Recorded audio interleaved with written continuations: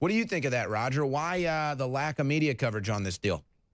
Well, there's so much going on, Owen, between the Kavanaugh struggle, the extraordinary comments of Hillary Clinton today, essentially starting a civil war in America, the startling revelations by the general counsel of the FBI that Rod Rosenstein was entirely serious when he talked about entrapping the president of the United States on a wire in order to take him down under the 25th Amendment, is just a lot of breaking news. And I think with all of these national events, many people have not caught on to the fact that one of the most powerful hurricanes in history is about to hit the northern portion of Florida.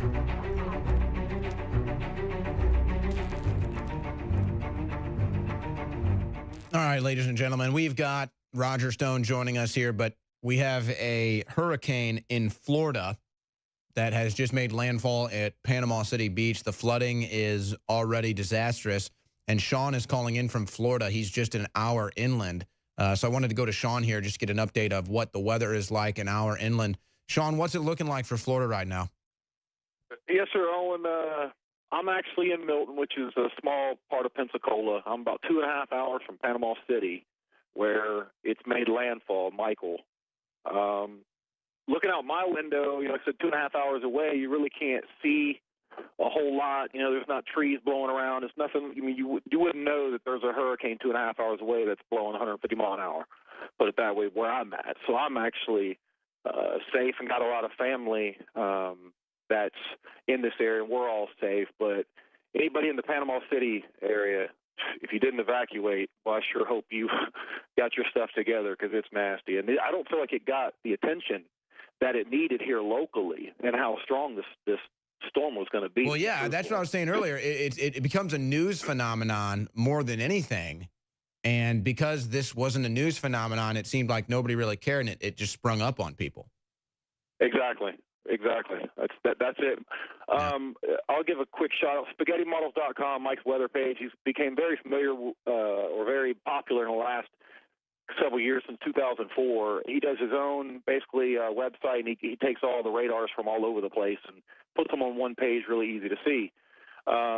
He's been saying the same thing, that he doesn't know what the deal is with Pensacola, Gulf Breeze, our area, Escambia County, the furthest western part of the Panhandle, not given the storm the coverage it needs. Period. It just didn't have the human interest. It just didn't have the ratings. Other stuff did, Sean. Thank you so much for the call. And Roger Stone joins me. He's also he's in South Florida, so the hurricane storm is going to miss him. But we bring Roger Stone in now. What do you think of that, Roger? Why the lack of media coverage on this deal? Well, there's so much going on, Owen, between the Kavanaugh struggle, the extraordinary comments of Hillary Clinton today, essentially starting a civil war in America, the startling revelations by the general counsel of the FBI that Rod Rosenstein was entirely serious when he talked about entrapping the president of the United States on a wire in order to take him down under the 25th Amendment, is just a lot of breaking news. And I think with all of these national events, many people have not caught on to the fact that one of the most powerful hurricanes in history is about to hit the northern portion of Florida. This, of course, is the district of Congressman Matt Gaetz. I know that Gaetz is very closely monitoring the situation, that he is in constant communications with all of the federal agencies involved to ensure that there are no delays in getting people help they may need, backstopping the president. I know the president and Governor Rick Scott are very focused on this coming emergency, and Floridians are somewhat used to this. We're a hardy lot down here.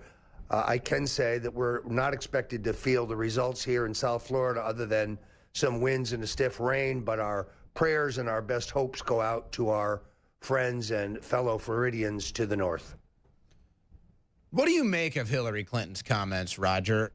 I think that she's such a desperate woman. She hopes that she can start a civil war, maybe to distract from all the crimes that she may be convicted of in the near future. Well, I can sum this up really in one big word: greed.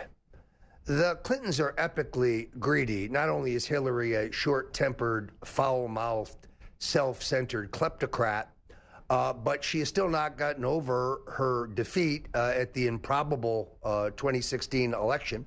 And she hopes to try to re-engineer this, foment the impeachment of our president, and perhaps take another shot at the Oval Office. We're going to cover this in great length on the other side, Owen, when we continue the Alex Jones Show. But I really think this is about the money. The real question is, with these criminals, how much is enough?